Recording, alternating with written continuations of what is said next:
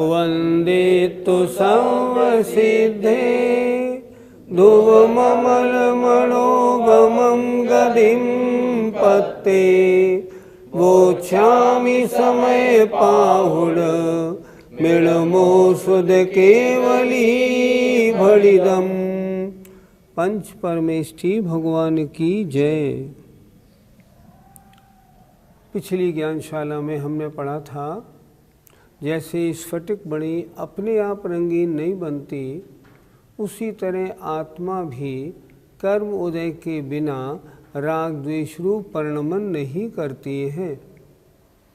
इसलिए इन राग दोष भावों का कर्ता आत्मा स्वयं नहीं है, ये तो अन्य के कारण होने वाले परिणाम हैं। गाथा नंबर 302 देखते हैं। णविराग दोष मोहम णविराग दोष मोहम कुवदिणानि कषाय भावं वा कुवदिणानि कषाय भावं वा स्वयमपणोलसोतेन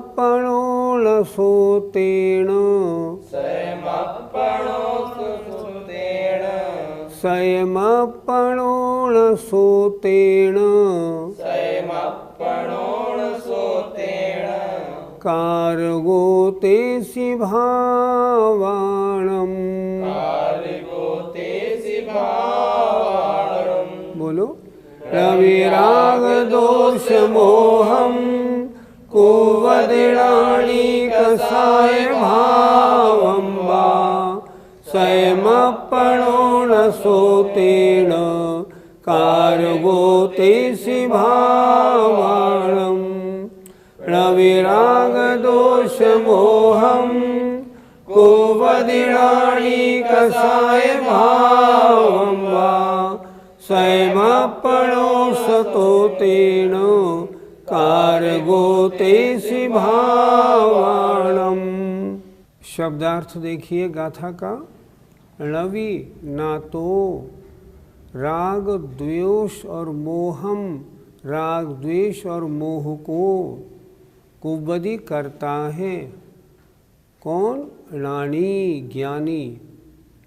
कषाय भावम, कषाय भाव को, अथवा स्वयं अपणो न, स्वयं निज रूप नहीं करता है।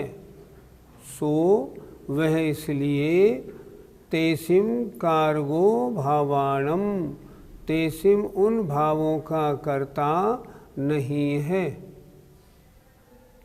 नहीं है कहाँ से लिया? णा से नहीं है ले लिया। फिर देखें एक बार। ना तो राग द्वेष मोह को करता है ज्ञानी, न कषाय भाव को, अथवा स्वयं निज रूप नहीं करता है, ये मेरे हैं ऐसा नहीं करता है। सो तेण वह इसलिए तेसिम भावाणम कार्गो णवि, उन भावों का कर्ता नहीं है। अगर राग द्वेष मोह कषाय भाव को अपने परिणाम निज रूप मानकर करे तो उनका कर्ता बन जाए, लेकिन क्योंकि ज्ञानी की चर्चा है णानी की, तो णानी इन अध्यवसान या परिणामों को ये मेरे हैं, अपणो स्वयं, स्वयं निज रूप है ऐसा नहीं मानता, इसलिए वह ज्ञानी उन भावों का कर्ता नहीं होता है। अर्थ देखिए।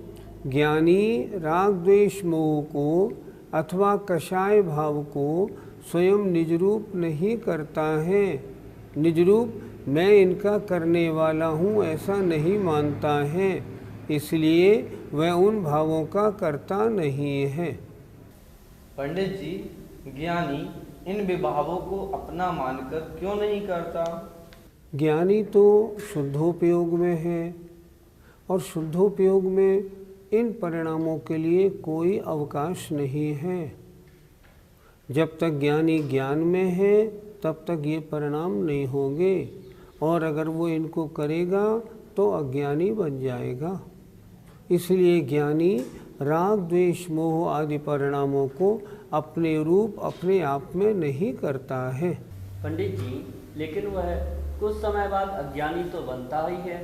शुद्धोपयोग का काल समाप्त होने पर नियम से शुभ भाव में आएगा, और जब शुभ भाव में आएगा तब अज्ञानी बनेगा ही, इसमें कोई शक नहीं। क्योंकि जब कर्म का कषाय का उदय नहीं है तभी तक शुद्धोपयोग है, और एक आध मिनट बाद जब कषाय का उदय आया तो शुभोपयोग बन गया और वो अज्ञानी हो गया। लेकिन उन परिणामों को ज्ञानी अपने मानकर नहीं करता। क्यों नहीं करता? ज्ञानी के तो ज्ञान है, उसने ज्ञायक भाव को अपना माना है, अन्य परिणामों को वह अपना मानता ही नहीं, इसलिए अपने मानकर कभी नहीं करता। वह शुद्धोपयोग के बाद शुद्धोपयोग का काल समाप्त हो जाने पर शुभोपयोग में आता है, पर उन्हें अपने मानकर नहीं करता है। पंडित जी, तो फिर वह शुभोपयोग में क्यों आता है? शुद्धोपयोग का काल समाप्त होने पर, निर्विकल्पक ध्यान समाप्त होने पर वो नियम से शुभोपयोग में तो आएगा ही, पर शुभोपयोग में स्वयं आता नहीं है, वो आ जाता है, ऐसा शब्द बोलना चाहिए। शुद्धोपयोगी कुछ समय बाद शुभोपयोग में तो आएगा ही, नहीं तो क्या अशुभोपयोग में जाएगा? नहीं जाएगा। लेकिन वो आता नहीं है, वह आ जाता है। पंडित जी, शुभ उपयोग पर आने पर ज्ञानी पने का क्या होता है? जब तक पुण्य और पाप दोनों से दूर है, अशुभोपयोग शुभोपयोग दोनों से दूर है, तब तक शुद्धोपयोगी है, ज्ञानी है, आत्मभाव रत है, स्वसंवेदन कर रहा है। और जब वह शुभोपयोग में आ जाता है तब वह अज्ञानी में आता है। यह समय सार जी की व्याख्या है। अज्ञानी क्यों कहलाता है? अरे ये शुद्धोपयोग से हट गया, इसलिए अज्ञानी हो गया। जब तक शुद्धोपयोग में था तब तक ज्ञानी था। अब अशुभोपयोग में आया या शुभोपयोग में आया तो क्या होगा? उसके बंद होना प्रारंभ हो जाएगा। जब तक शुद्धोपयोग में था तब तक बंध नहीं था। पंडित जी, क्या चतुर्थ गुण स्थान में भी ऐसा होता है? नहीं, ऐसा नहीं होता। चतुर्थ गुण स्थानवर्ती को तो यहाँ इस अधिकार में समय सार जी में अज्ञानी कहा है। वह तो राग दोष मोह कषाय भावों को करता ही रहता है, इसलिए उसके बारे में ऐसा नहीं कहा। ये तो ज्ञानी के बारे में ऐसा कहा गया। पंडित जी, तो जीव को ज्ञानी कब तक माना जाएगा? जब तक उसकी आत्मा में राग द्वेष कषाय रूप अध्यवसान माने परिणाम नहीं है, कोई विकल्प नहीं है, आत्मरत है, तब तक ज्ञानी है। जहाँ राग द्वेष आदि कषाय रूप परिणाम आए तुरंत वो अज्ञानी बन जाता है। ये ज्ञानी अज्ञानी में अंतर है। एक मुनि महाराज ध्यानावस्थित पेड़ के नीचे बैठे हैं, परिणामों में निर्विकल्पता आई, शुद्धोपयोग हो गया और ज्ञानी बन गए। 10 सेकंड बाद शुद्धोपयोग हटा, शुभोपयोग में आए, अज्ञानी बन गए। 10 मिनट बाद फिर दोबारा शुद्धोपयोग में आए, फिर ज्ञानी बन गए। ऐसे ज्ञानी अज्ञानी अवस्था मुनि महाराज की बन सकती। गाथा 302 का पद्यानुवाद देखें। सम्मोह राग करते नहीं रोष ज्ञानी, होते प्रभावित नहीं पर से अमानी, करता अतः नहीं कषाय उपाधियों के, साधु उपास जब है हम प्राणियों के। जब साधु उपास्य हमारे द्वारा उपासना करने के योग्य होता है, उस समय कैसा होता है? न मोह करते हैं, न राग करते हैं, न द्वेष करते हैं, और अन्य पदार्थों से प्रभावित भी नहीं होते। इसलिए वह कषाय उपाधियों के कर्ता नहीं होते हैं, आत्मरत रहते हैं। वे ही साधु हमारे उपासना के योग्य हैं। गाथा नंबर 303 देखें। अब रागम्य दोषम्य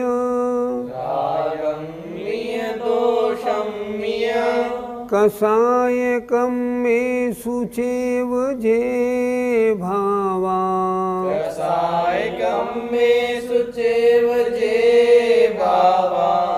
ते हिंदुपरिणममाणो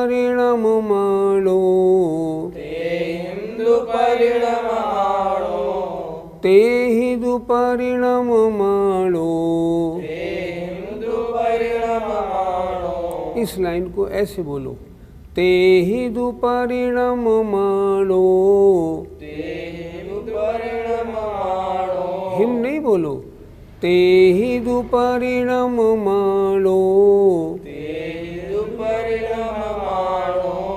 रागादि बंधदि पुणोवि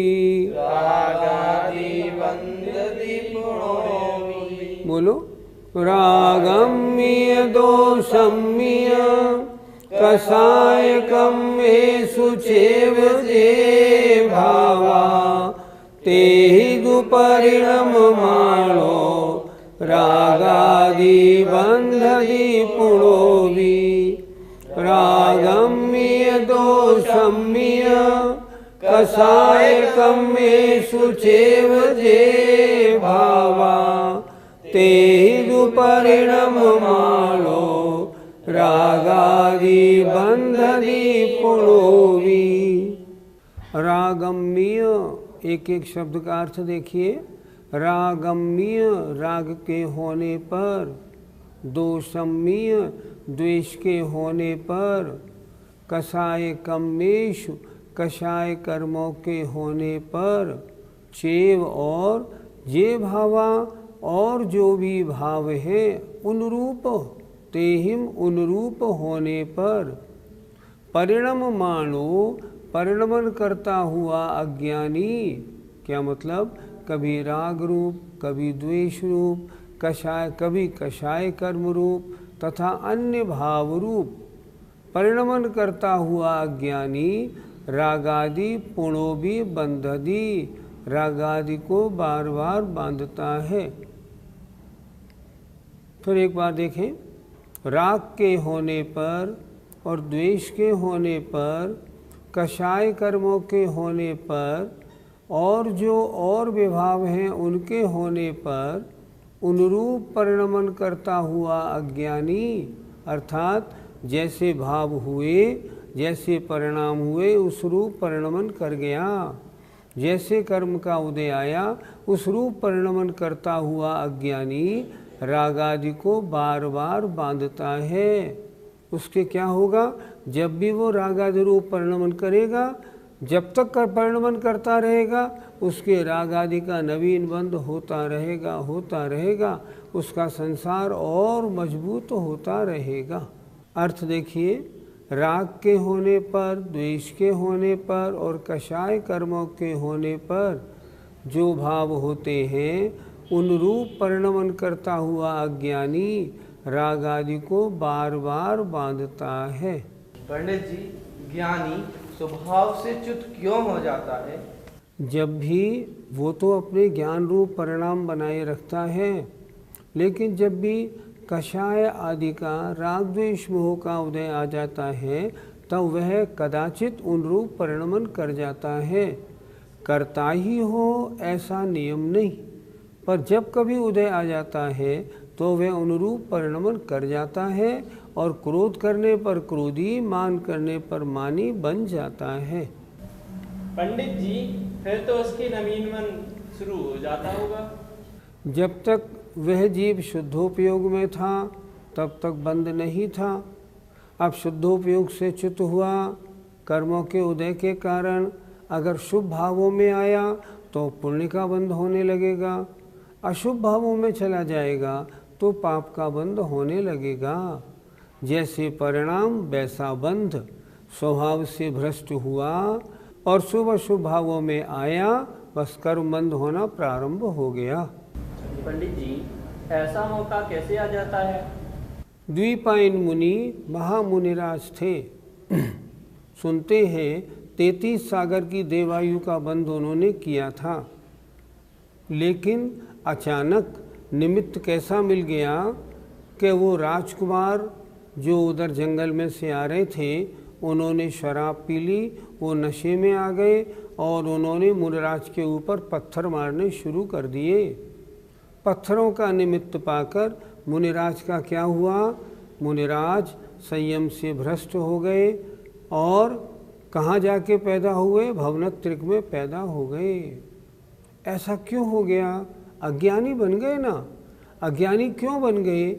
जब पत्थर का निमित्त मिला और निमित्त को उन्होंने स्वीकार कर लिया तो अज्ञानी से ज्ञानी बन गए, क्रोधी बन गए और मरण करके कहाँ ऊपर 33 सागर की आयु वाले और नीचे भवनत्रिक में पैदा हो गए। ऐसा होता है। आप अगर भगवान महावीर स्वामी का जीवन चरित्र पढ़ें, एक बड़ी अच्छी कथा आती है। श्रेणिक महाराज समव शरण में जा रहे थे। रास्ते में उन्होंने एक मुनि महाराज को ध्यानावस्थित देखा। उन्हें देख के गदगद हो गए, आगे बढ़े। गौतम स्वामी से पूछा, भगवान रास्ते में जो एक मुनिराज ध्यान कर रहे थे, उनको मोक्ष कब होगा? गौतम स्वामी ने क्या उत्तर दिया? श्रेणिक, तुम मोक्ष की बात कर रहे हो, अभी तो वे नरक जाने के योग्य परिणाम बना रहे हैं। श्रेणिक महाराज बोले, ऐसा कैसे? तो मालूम पड़ा वे महाराज पहले राजा थे, उनके बच्चे छोटे थे, तो मंत्री को अपना राज्य इसलिए सौंप दिया था, मैं तो अब मुनि बनता हूँ, मेरे बच्चे छोटे हैं, तो तुम उनको राजा मान के इसका शासन चलाना। मंत्रियों ने हाँ कर दी। राजन, आप चिंता नहीं करें, आप मुनि मुद्रा धारण कर लें, हम बच्चों की साक्षी में सारा राज्य शासन चलाएंगे। राजा मुनि महाराज बन गए। लेकिन राजलक्ष्मी तो सबको भ्रष्ट कर देती है। मंत्रियों की बुद्धि खराब हो गई। उन्होंने राजा के लड़कों को तो जेल में बंद कर दिया, स्वयं राजा बन बैठे। इत्तेफाक की बात, जब वो वहाँ ध्यान लगा रहे थे और श्रेणिक महाराज वहाँ से निकले थे, उससे कुछ देर बाद ही वहाँ कुछ लोग ये चर्चा करते हुए आ गए, देखो तो ये राजा जी तो यहाँ ध्यान लगा रहे हैं मुनि महाराज, और इनके बच्चों को मंत्रियों ने जेल में बंद कर दिया और मंत्री स्वयं राजा बन गए हैं। बस इतना उनके कान में पड़ा, उन्होंने उसको स्वीकार किया, कर्णेंद्री के विषय को, और क्रोध की अग्नि भभक उठी। नतीजा मिथ्यात्व तो आ गया। मुनि पने से भ्रष्ट हो गए। बैठे तो यूं ही हैं, अंतरंग में जो क्रोध की ज्वाला भड़की, उसने उनको बजाय सम्यक दृष्टि के ज्ञानी के अज्ञानी बना दिया। और गौतम स्वामी कह रहे हैं, अभी तो वे नरक जाने के योग्य परिणाम बना रहे हैं। श्रेणिक, आप जाओ, उनका संबोधन करो। श्रेणिक महाराज तुरंत आए। उन्होंने आके उन महाराज को संबोधन किया, महाराज आप मुनि अवस्था में हो, राज्य आपका नहीं, आपके चित्त में ये विचार क्या आ गया? गौतम स्वामी कह रहे हैं, आप तो नरक के योग्य परिणाम बनाने लगे। इतना सुनना था कि वो फिर संभले, अज्ञानी से फिर ज्ञानी बने, उन सब परिणामों को अपने में से हटाया, अंतर मुहूर्त में केवल ज्ञान प्राप्त कर लिया। ये ज्ञानी और अज्ञानी बनने की दशा होती है। ज्ञानी विपरीत निमित्त पाकर अपने ज्ञान से भ्रष्ट होकर अज्ञानी बन जाया करते हैं। पंडित जी, जब ऐसे मुनि अज्ञानी बनते हैं तो वह उन भावों के कर्ता होते होंगे। उनके कर्ता हुए, उन भावों को करने लगे, जभी तो ज्ञानी से अज्ञानी बने, जभी तो संयम से भ्रष्ट हुए, नहीं तो क्यों होते? अगर वे उन सब जितनी बातें उन्होंने सुनी थी उनको वो आत्मसात नहीं करते और वैसे अध्यवसान उनके नहीं होते तो ज्ञानी बने रहते, अज्ञानी बनते ही क्यों? तो जब वे मुनिराज जब उन भावों के अनुसार अपना परिणमन कर लेते हैं तो ज्ञानीपना छोड़ के अज्ञानी बन जाते हैं और कर्मों के कर्ता हो जाते हैं। पंडित जी, ऐसे जीवों को कब बंध है कब नहीं है? जब तक बाहरी निमित्त उनके ऊपर असर नहीं डाल पा रहे हैं, व्यक्ति बातचीत करता हुआ निकल रहा है, अगर वह निमित्त उनके हृदय पर अपना असर नहीं डाल पा रहा है, वो अपने ज्ञानीपने से च्युत नहीं हो रहे हैं, राग द्वेष आदि परिणामों को नहीं आने दे रहे हैं, तब तक ज्ञानी हैं, तब तक कर्मबंध नहीं है। और जब वे बाहरी निमित्त उनके ऊपर असर डाल देते हैं, वे अपने ज्ञानपने से छोड़ के अज्ञानी बन जाते हैं, उनके क्रोध मान आदि प्रकट हो जाते हैं, तब क्या होता है? तब अज्ञानी की कोटि आ जाती है, मिथ्या दृष्टि बन जाते हैं। और ऐसे जीव जिनके अशुभ तेजस का पुतला निकलता है, जब तक अशुभ तेजस का पुतला नहीं निकला, तब तक तो वो कैसे थे? ज्ञानी थे। लेकिन जब निमित्त पाकर वो भड़के और अशुभ तेजस का पुतला निकला और उस पुतले ने उन मुन महाराज के शरीर को जलाया, तब क्या हुआ? ज्ञानीपना छूट गया, अज्ञानीपना आ गया। अज्ञानीपने में मरण होगा तो क्या होगा? दुर्गति का पात्र वो जीव बनेगा। इसलिए जब तक इन बाहरी राग द्वेष मोह आदि कारणों का आत्मा पर कोई प्रभाव नहीं पड़ा, आत्मा ने उनको स्वीकार नहीं किया, तब तक ज्ञानी। बंध बिल्कुल नहीं, कार्य आत्मरत। और जब उनका असर पड़ा, सोई अज्ञानी, कर्मबंध प्रारंभ, कार्य बहिरंग परिणति हो जाना। जहाँ पर परिणति में आए, आत्म स्वसंवेदन छूटा और फिर शुद्ध उपयोग से भ्रष्ट हुए, बंध प्रारंभ हो गया। ऐसा होता है। पंडित जी, विपरीत निमित्त मिलने पर साधना ना छूटे, ये तो बहुत मुश्किल है। कैसे मुश्किल है भैया? सुनो, युधिष्ठिर महाराज के ऊपर उनके विरोधी ने लोहे के जेवर अग्नि में तपा तपा के पहनाए। क्या वो उनके हिसाब से अपने ज्ञान से भ्रष्ट हुए? नहीं हुए। क्या मुश्किल है? गज कुमार मुनि महाराज के ऊपर जलती हुई सिगड़ी सिर पर रख दी। क्या उन्होंने अपने को जलता हुआ माना? क्या वो अपने शुद्ध भावों से भ्रष्ट हुए? नहीं हुए। अगर शुद्ध भावों से भ्रष्ट हो गए तो क्या होता? जो मोक्ष मिला वो मोक्ष नहीं मिलता। लेकिन नहीं, भ्रष्ट नहीं हुए, साधना जारी रखी। उन्होंने मान्यता कैसी रखी? मैं नहीं जल रहा, जल तो शरीर रहा है, शरीर पुद्गल है, पुद्गल भिन्न है, मैं भिन्न हूँ। मैं तो कभी भी न आग से जलता हूँ, न शस्त्र से काटा जाता हूँ, मैं तो इन सब से दूर हूँ। मैं तो जीवात्मा हूँ, जीवात्मा न मरती है न जीती है। इसलिए इन सब उपसर्गों में भी मैं अपने स्वभाव में ही रमण करता हूँ, स्वभाव से च्युत नहीं होता हूँ। और ऐसे वज्रवृषभ नाराज सहनन के धारी महामुनि महाराज जो होते हैं, वो ही ऐसे कठिन उपसर्गों को सहन करके मोक्ष की प्राप्ति करते हैं। गाथा 303 का पद्यानुवाद। क्रोधादियों विकृत भाव प्रणालियों में, मोही उदीरित कुकार्मिक नालियों में, होता प्रवाहित तभी निज भूल जाता, हे कर्म कीच फसता प्रतिकूल जाता। क्रोधादि आदि विकृत भावों में, खोटे कर्मों में जब वो प्रवाहित हो जाता है, उनके उदय में उनके साथ बह जाता है, तद्रूप परिणमन कर लेता है, तभी निज भूल जाता। उस समय अपनी आत्मा को भूल जाता है और कर्म रूपी कीचड़ में फंस जाता है और प्रतिकूल माने उल्टा, पहले ऊपर जा रहा था अब नीचे गिरना प्रारंभ हो जाता है। जय जिनेंद्र। इस कार्यक्रम के पुण्यार्जक हैं मानक चंद, कमला देवी, राकेश कुमार नीतू, ऋषभ, सौम्या एवं Ayushi Musharraf, B123 Sethi colony Jaipur, Premchand, Vijay Lakshmi Ajmera Jaipur, Ashok, Rajlakshmi Pandya Jaipur, Sunil, Renu Kasliwal New Delhi. Shri Parasnath re rolling mills limited, Durgapur 1, Bardhaman, Paschim Bangal. Amita Jain, wife of Anil Kumar Jain. Sangeeta Jain, wife of Vipin Kumar Jain.